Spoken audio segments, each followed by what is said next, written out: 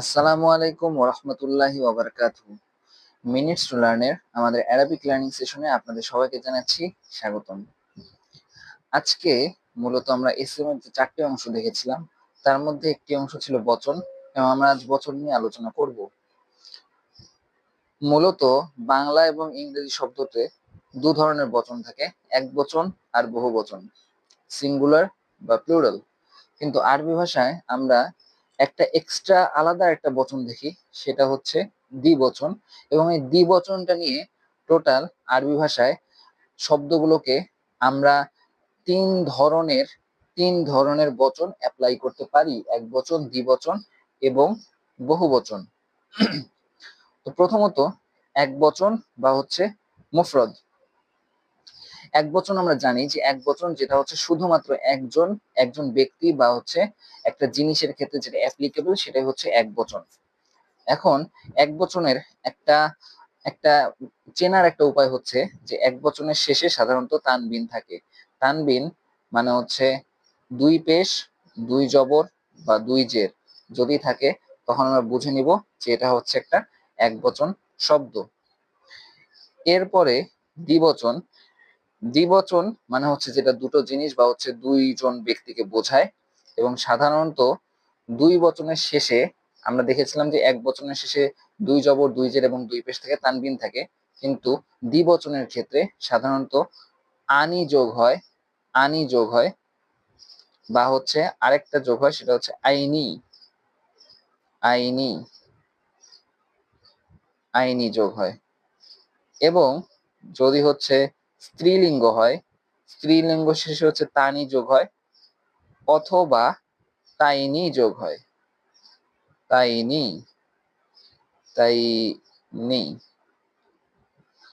তো এই দুই ধরনের সাউন্ড যুক্ত হয়ে যদি একটা শব্দের শেষে যদি যুক্ত হয়, তাহলে আমরা ধরে নিব যে ওই শব্দটা একটা দ্বিবচন শব্দ, ওই শব্দটা দুটো জিনিস বা দুজন ব্যক্তিকে বোঝাচ্ছে। এবং যদি আনি বা আইনি হয়, আমরা বুঝবো যে ওই শব্দটা একটা পুংলিঙ্গ। এবং যদি তানি বা তাইনি হয়, তাহলে ওই শব্দটা একটা স্ত্রীলিঙ্গ, দুই বচন স্ত্রীলিঙ্গ। আমরা এটা বুঝে নিব। এরপরে আমরা বহু বচন দেখব। বহু বচন সাধারণত দুই ধরনের আমরা বহু বচন দেখব। আমরা দ্বিবচন যেরকম দেখলাম যে দুই ধরনের, সেরকম বহু বচনে দুই ধরনের। একটা হচ্ছে নিয়মিত, যেটা পুংলিঙ্গের ক্ষেত্রে ব্যবহৃত হয়, আরেকটা নিয়মিত যেটা স্ত্রীলিঙ্গের ক্ষেত্রে ব্যবহৃত হয়। তো প্রথমত পুরুষবাচক শব্দে, পুরুষবাচক শব্দে আমরা দেখব যে যে দুটো সাউন্ড লাস্টের দিকে যুক্ত হয়, সেটা হচ্ছে উনা বা ইনা। তাহলে কি কি যুক্ত হয়? উনা বা হচ্ছে ইনা। একটা শব্দের শেষে যদি উনা বা ইনা যুক্ত থাকে, তাহলে আমরা বুঝে নিব যে ওই শব্দটা একটা বহুবচন শব্দ, বহুবচন পুরুষবাচক শব্দ। যেমন আমি এখানে দেখি যে মুসলিমুন, মুসলিমুন যেহেতু মুসলিমুনের শেষে একটা তানবিন আছে, তার মানে এটা একটা তার মানে এটা একটা এক বচন শব্দ। তখন এই শব্দটার শেষে যেহেতু একটা সাউন্ড আছে উনা, যেমন মুসলিমুনা, মুসলিমুনা, যেহেতু উনা সাউন্ড মুসলিমুনা আছে, তার মানে এটা একটা বহুবচন শব্দ। এবং যেহেতু উনা আছে, তার মানে এটা হচ্ছে একটা পুরুষবাচক শব্দ। একইভাবে আমি যদি বলি যে মুসলিমুন, দুঃখিত, মুসলিমিন, মুসলিমিনের শেষে আছে হচ্ছে তানবিন, তার মানে যেহেতু তানবিন আছে, তার মানে এটা এক বচন শব্দ। এটাকে যদি আমি কনভার্ট করি বহু বচন শব্দতে, পরবর্তীতে আমরা কনভার্ট করাটা শিখাবো, তখন আমরা দেখব যে মুসলিমিন, মুসলিমিনা, মুসলিমিনা, এখানে একটা ইনা সাউন্ড আছে। তার মানে যেহেতু ইনা সাউন্ড আছে, তার মানে এটা একটা পুরুষবাচক বহুবচন শব্দ। তার মানে আরেকটু সাম আপ করি, যদি উনা বা ইনা সাউন্ড থাকে, তাহলে সেটা হবে পুরুষবাচক বহুবচন শব্দ। এরপরে স্ত্রীবাচক বহুবচন শব্দ। যদি একটা শব্দের শেষে আতুন থাকে, আতুন থাকে বা হচ্ছে আতিন থাকে, আতুন বা আতিন থাকে, তাহলে ওই শব্দটা একটা স্ত্রীবাচক বহুবচন শব্দ। যেমন আমরা এখানে দেখি যে মুসলিমাতুন, মুসলিমাতুন, তার মানে যেহেতু এখানে আতুন আছে শেষের শব্দে, শেষের সাউন্ডে, তাহলে এটা একটা স্ত্রীবাচক বহুবচন শব্দ।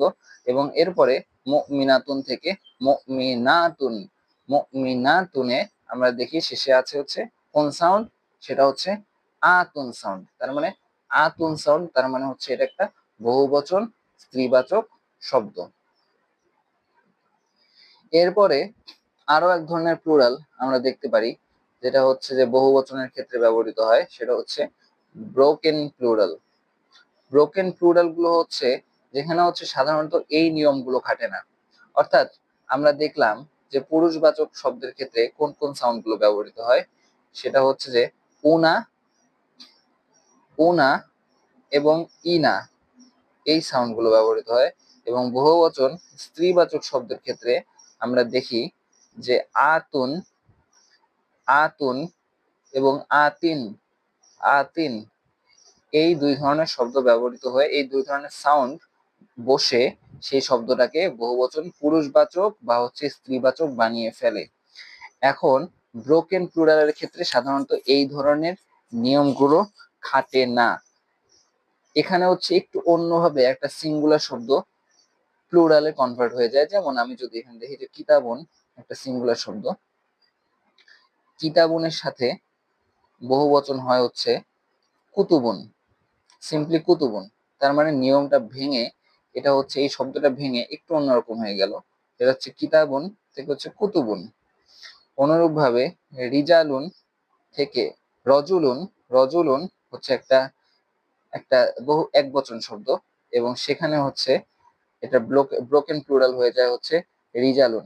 সাধারণত এই ধরনের শব্দগুলোর ক্ষেত্রে বোঝার উপায় হচ্ছে এটা এক্সপেরিয়েন্সের মাধ্যমে গ্যাদার করতে হয়। এটা পড়ে পড়ে জেনে জেনে হচ্ছে আমাদেরকে বুঝতে হবে, আমাদের অর্থ বুঝতে হবে, একটা শব্দের অর্থ বুঝতে হবে, এবং সেই শব্দটার ক্ষেত্রে কোনো ব্রোকেন প্লুরাল আছে কিনা সেটা হচ্ছে আমাদের দেখে দেখে হচ্ছে জানতে হবে। আমরা পরবর্তী ক্লাসটা ব্রোকেন প্লুরালের উপরে নিব, এবং ব্রোকেন প্লুরাল নিয়ে আমরা আরো একটু বিস্তারিত আলোচনা করব যে ব্রোকেন প্লুরাল কিভাবে হয়, এবং ব্রোকেন প্লুরালের ক্ষেত্রে হচ্ছে জেন্ডার গুলো আমরা কিভাবে নির্ধারণ করে থাকি। এবং আজকের ক্লাস শেষ করার আগে আমরা একটু পুরো ক্লাসটাকে সামারাইজ করব। সেটা হচ্ছে যে আমরা দেখলাম যে এক বচন শব্দের ক্ষেত্রে লাস্টে সাউন্ড হয় উন, দ্বিবচন শব্দের ক্ষেত্রে লাস্টে সাউন্ড হয় আনি অথবা হচ্ছে আইনি, এবং বহুবচন পুরুষবাচক শব্দের ক্ষেত্রে হয় উনা এবং ইনা, এবং বহুবচন নারীবাচক শব্দের ক্ষেত্রে হয় আতুন এবং আতিন। এই জিনিসটা আমাদের মুখস্থ রাখতে হবে, মনে রাখতে হবে, যেন একটা শব্দ দেখার সাথে সাথে আমরা আইডেন্টিফাই করতে পারি যে ওই শব্দটা এক বচন, বহু বচন নাকি দ্বিবচন, এবং সাথে সাথে ওই শব্দটার জেন্ডারটা কি।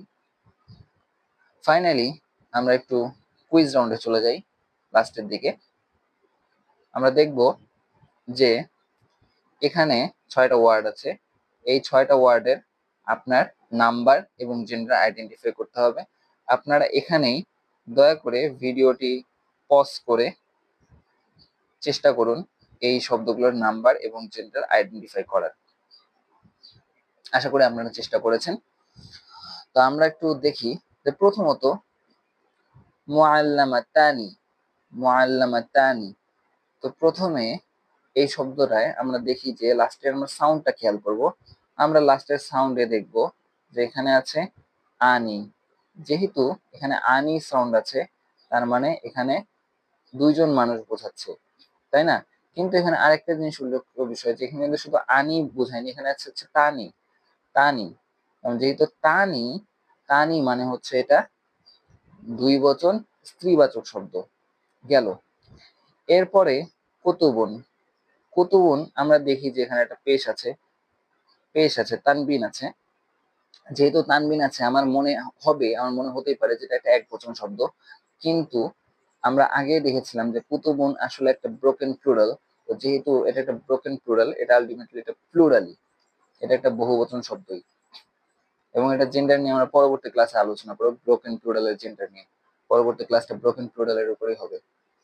মুহান্দিসুন, মুহান্দিসুন হচ্ছে আমরা দেখি যে এখানে তানউইন আছে, তার মানে এটা একটা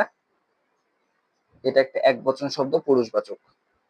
এরপরে তলিবুনা, তলিবুনার মধ্যে আমরা দেখি যে উনা সাউন্ড আছে। যেহেতু উনা সাউন্ড আছে, তার মানে এটা একটা বহুবচন শব্দ, পুরুষবাচক। এখন আপনারা বলুন যে এই শব্দটা কি, মুসলিমাতুন, এটার জেন্ডার কি এবং এটার নাম্বার কি? প্রথমত এটার নাম্বার হচ্ছে, এটা এক বচন, কারণ এখানে দুই পেশ আছে, ফাইন। বাট এটার জেন্ডার কি হইতে পারে? আমরা আগে হচ্ছে জেন্ডারের ক্লাসে শিখেছিলাম যে যদি কোনো শব্দের শেষে গোল তা থাকে তাহলে সেই শব্দটা হবে একটা স্ত্রীবাচক শব্দ। যেহেতু মুসলিমাতুন শব্দের শেষে একটা গোল তা আছে, তার মানে এটা একটা স্ত্রীবাচক শব্দ, এটা একটা একবচন স্ত্রীবাচক শব্দ। তো আপনাদের যদি কোনো রকমের কনফিউশন থাকে আপনারা প্লিজ আমাদের কমেন্ট সেকশনে আমাদেরকে জানাবেন, আমরা সেই অনুযায়ী রেসপন্স করার চেষ্টা করব। এবং আজ এই পর্যন্তই। পরবর্তী ক্লাসগুলো ফলো করার জন্য আমাদের চ্যানেলটি অবশ্যই সাবস্ক্রাইব করুন এবং সাথে থাকার জন্য অসংখ্য ধন্যবাদ। আসসালামু আলাইকুম।